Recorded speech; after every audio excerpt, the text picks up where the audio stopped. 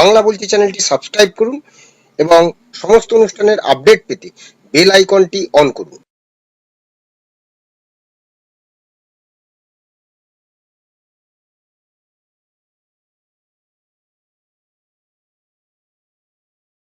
নমস্কার, বাংলা বলছি চ্যানেলে আপনাদের স্বাগত। অধীর যুগের কি অবসান হলো? প্রাক্তন হয়ে গেলেন অধীর চৌধুরী। কিছুদিন আগেই তিনি প্রাক্তন হয়েছিলেন, কিন্তু এতদিন পর্যন্ত প্রদেশ কংগ্রেসের সভাপতির পদ তাকেই, অর্থাৎ বকলমে তাকেই সামলাতে হচ্ছিল। সেই জায়গায় তরুণ প্রজন্মের নেতা শুভঙ্কর সরকারকে প্রদেশ কংগ্রেস সভাপতি হিসেবে নিয়োগ করলো কংগ্রেস হাইকমান্ড। সেই সঙ্গে অধীর যুগের অবসান হলো কি, এই নিয়ে রাজনৈতিক মহলে প্রশ্ন। সেই সঙ্গে এই রাজ্যে অধীর চৌধুরী যখন প্রদেশ কংগ্রেসের সভাপতি ছিলেন, তার সঙ্গে তৃণমূল কংগ্রেসের যে অভিনবকুল সম্পর্ক, সেই সম্পর্ক কি এবার খানিকটা হলেও যে তিক্ততা, সেই তিক্ততা কি মিটবে? আজকে আমরা এই বিষয়গুলো নিয়ে আলোচনা করব। আমি বিপ্লব, আমার সঙ্গে রয়েছে সাংবাদিক অরূপ পালি। অরূপদা, স্বাগত জানাচ্ছি। অরূপদার দিকেও এক অধীর যুগের অবসান হলো। বহরমপুরে তিনি সাংসদ ছিলেন, তিনি পরাজিত হয়েছেন তৃণমূল কংগ্রেসের প্রার্থীর কাছে। তারপরে প্রদেশ কংগ্রেসের সভাপতির পদ থেকে ইস্তফা দিয়েছিলেন, তাও সামলাচ্ছিলেন দায়িত্ব, কিন্তু নতুন প্রদেশ সভাপতির দায়িত্ব নিলেন শুভঙ্কর সরকার। তাহলে এ রাজ্যের কংগ্রেসের সঙ্গে তৃণমূলের যে একটা সম্পর্ক, তিক্ততা সম্পর্ক ছিল, সেই সম্পর্ক কি এবার খানিকটা হলেও মিটবে বলে মনে হচ্ছে? কারণ জাতীয় স্তরে কিন্তু তৃণমূল কংগ্রেসের সঙ্গী, অর্থাৎ ইন্ডিয়া জোটের শরিক। কি বলবে? দেখো, এই রাজ্যে যে জোট হয়নি কংগ্রেস এবং তৃণমূল কংগ্রেসের, তার জন্য মমতা বন্দ্যোপাধ্যায় বা অভিষেক সরাসরি অধীর চৌধুরীকেই দায়ী করেছেন। এবং সেখানে তারা বহরমপুরের মাটিতে দাঁড়িয়েই বলেছেন যে একজনের সঙ্গেই জোট হয়নি, কারণ কংগ্রেসের সঙ্গে তৃণমূল জোট করতে আগ্রহী ছিল। মমতা বলেও ছিলেন যে দুটো আসন ছেড়ে দেবেন, বা দুটোতে হয়তো বাড়তে পারতো, কিন্তু অধীর সেটা রাজি হননি। তারা অধীরকে দোষারোপ করেছেন। এবার বিপ্লব, এখানে খুব ইন্টারেস্টিং কতগুলো পয়েন্ট আছে। সেখানে দেখো, শুভঙ্কর এমনি নরমপন্থী নেতা হিসাবে পরিচিত, এ বিষয়ে কোনো সন্দেহ নেই যে দলের মধ্যে উনি নরমপন্থী। কিন্তু এইবার অধীর চৌধুরী জামানার অবসান তো বটেই, অধীর চৌধুরীকে বলা হচ্ছে ওয়ার্কিং কমিটির মেম্বার রাখা হবে, কিন্তু এখনো পর্যন্ত অধীরকে তারা কোনো রকম রাজ্যসভার মেম্বার করেনি। বা অধীরকে কিভাবে নেবে, সেখানে দাঁড়িয়ে অধীরের কি পজিশনিং হবে, সেটা সব থেকে বড় জায়গা আগামী দিন অধীর চৌধুরীর অবস্থানের জন্য কি পজিশনিং তিনি পাবেন। এবং শুভঙ্করেরও বড় জায়গা। ধরো, এই যে অভয়া এত কাণ্ড হওয়ার পর আমরা কি দেখেছিলাম? একমাত্র রাহুল গান্ধী একটা টুইট করলেন এবং তিনি সেখানে দাঁড়িয়ে স্থানীয় আর কি স্বাস্থ্য প্রশাসনের উপর দায়ভার চাপালেন। মমতা বন্দ্যোপাধ্যায় সম্পর্কে কোনো কথা উনি বলেননি, এটা কিন্তু খুব স্পষ্ট ভাষায় বলেননি। তো সেই জায়গায় এই এখন খুব ক্রুশিয়াল টাইম। ধরো, একটা বাংলায় একটা জনজাগরণ হচ্ছে, সেখানে দাঁড়িয়ে শাসক দল বা রাজ্য সরকারের বিরুদ্ধে মানুষ পথে নামছে, তাই তো? সেখানে দাঁড়িয়ে হঠাৎ করে আজকে অধীর চৌধুরী রাস্তায় নেমেছিলেন, প্রেস মিট করেছিলেন তৃণমূল কংগ্রেস সরকারের বিরুদ্ধে, শাসক দলের বিরুদ্ধে, এবং সেখানে তাদের কর্মী বা সমর্থকরা সেভাবে তৈরি হয়ে আছেন। সেই জায়গায় দাঁড়িয়ে শুভঙ্করকে কিন্তু খুব মেপে পা ফেলতে হবে এই জায়গায় দাঁড়িয়ে। কারণ এখনো যারা, ধরো, মনে রাখতে হবে প্রদেশ কংগ্রেসে থেকে গেছেন, কারণ তৃণমূল কংগ্রেস তো কংগ্রেসেরই সৃষ্টি, কংগ্রেস থেকেই লোকজন গিয়ে হয়েছে।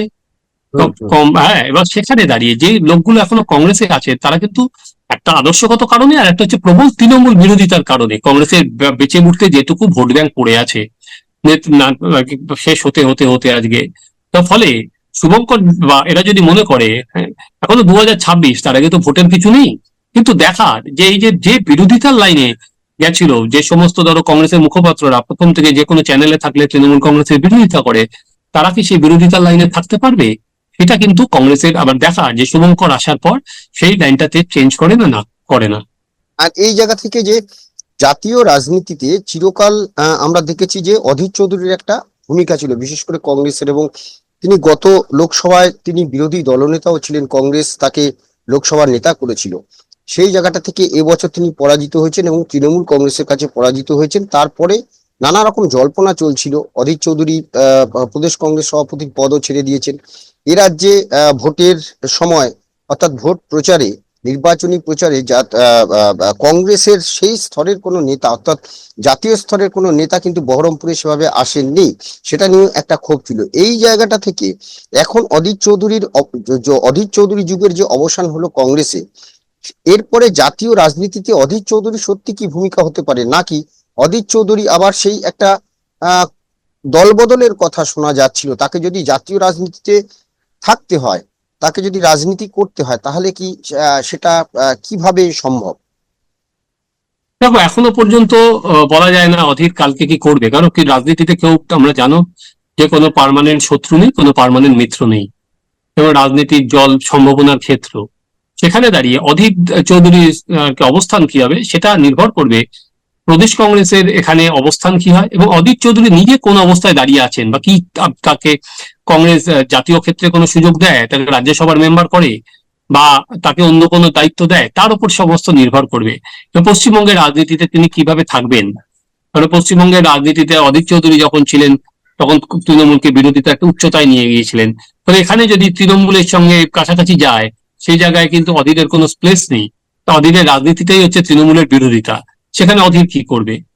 ফলে আগামী দিন, এবং অধীরের বললাম যে কংগ্রেসে অধীর কোনো তো জায়গা পাবে, কোনো পথ পাবে সেখানে, যেটা শোনা যাচ্ছে যে ওনাকে বেণুগোপাল ফোনে কথাটা বলেছিলেন যে আপনাকে রাখা হবে না, ফোনটা শুনে উনি রেখে দেন। তারপর থেকে বহু কংগ্রেস নেতা ফোন করেছেন অধীর চৌধুরীকে, অধীরদা কিন্তু তারপরে ফোনটা ধরেননি ওর পরে আর।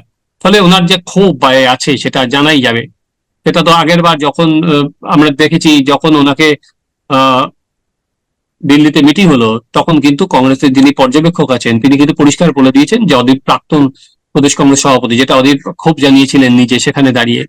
এবং সে হাইকমান্ড যাই বলুক, তিনি যে তৃণমূলের বিরোধিতার রাস্তা থেকে হাঁটবেন না সেটাও তিনি বুঝিয়ে দিয়েছেন। তো এবার অতক্ষীম সেখানে দাঁড়িয়ে অধীর চৌধুরীর আইডেন্টিটি বজায়, রাজনীতিটাই হচ্ছে তৃণমূলের বিরোধিতা। কিন্তু এবার দেখা আগামী দিন কংগ্রেস যেভাবে চলবে, প্রদেশ কংগ্রেস সব এখানে, সেক্ষেত্রে তার সাথে সাথে অধীর চৌধুরীও স্টান্স পরিবর্তন হবে। আরেকটা বিষয় যেটা হচ্ছে, দেখো আমরা যেটা দেখছিলাম, যে প্রদেশ কংগ্রেসের দুই প্রাক্তন সভাপতি অধীর চৌধুরী এবং প্রদীপ ভট্টাচার্য, এই দুজন এখনো রয়েছেন, আর সেখানে তরুণ নেতা শুভঙ্করকে দায়িত্ব দেওয়া হলো, শুভঙ্কর সরকারকে। আহ শুভঙ্কর বলছেন যে দুজনের পরামর্শ নিয়ে তিনি দল চালাবেন।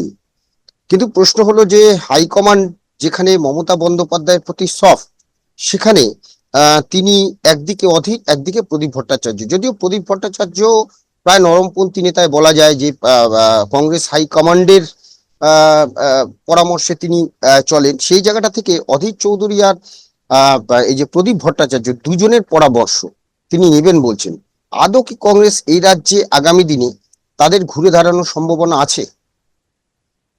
দেখো কংগ্রেসের ঘুরে দাঁড়ানোর কোনো সম্ভাবনা আছে কিনা, ওটা একটা কোটি টাকার প্রশ্ন, লাখ টাকারও নয়। কারণ কংগ্রেসের ভোট ব্যাংকটাই পুরো তৃণমূল কংগ্রেসে চলে গেছে। তারপরে কি অবস্থান নেবে, আর ওই দেখো যখন সভাপতি হয় এইসব ভালো ভালো কথা বলতে হয়, সে তো পরবর্তীকালে দেখা যাবে আসল আসল আদৌ কোনো পরামর্শ, কারণ দুজনের পরামর্শ হলে তো আলাদা পরামর্শ হবে। এ বলবে কট্টর স্টান নিতে, ও বলবে নরম স্টান্স নিতে, দুজনের পরামর্শ একসাথে মেলাবে কি করে?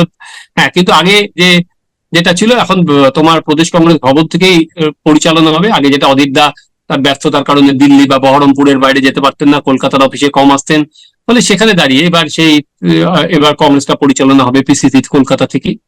এবার সেখানে দেখার যে কোন পথ নেন তিনি, এবং আগামী দিনে ধরো আর কি মমতাকে তারা কতটা চটাতে চায় সেখানে। এবং অধীর চৌধুরীকে দিয়ে মমতার যেরকম অ্যালার্জি ছিল, সে নিশ্চয়ই শুভঙ্করকে দেখে নেই, তাহলে কেমন বার্তা দিতে চাইলো শুভঙ্করকে হারিয়ে, এটা তো সিপিএম এর কাছেও দেখার, যে এবারে সিপিএম কিভাবে নেয় সেটা তো কাছেই দেখার। ফলে খুব দেখো কংগ্রেসকে নিয়ে তার কারোর খুব একটা আগ্রহ নেই, কারণ কংগ্রেসের বেঁচে উঠতে যে কটা পার্সেন্টেজ অফ ভোট আছে, যদি তাদের অবস্থান পরিবর্তন হয় সেটুকুনিও থাকবে না।